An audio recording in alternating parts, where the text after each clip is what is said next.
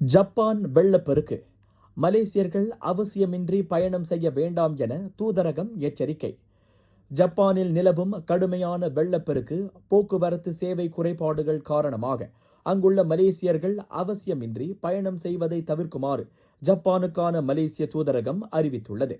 சீபா, கந்தோ பகுதிகளில் பெய்து வரும் தொடர் கனமழையால் சாலைகளும் ரயில் சேவைகளும் கடுமையாக பாதிக்கப்பட்டுள்ளதாக தூதரகம் தெரிவித்துள்ளது. எனவே மலேசியர்கள் தாழ்வான பகுதிகளை தவிர்த்து உள்ளூர் அதிகாரிகளின் அறிவுறுத்தல்களை கவனமாக பின்பற்றுமாறு தூதரகம் கேட்டுக்கொண்டுள்ளது.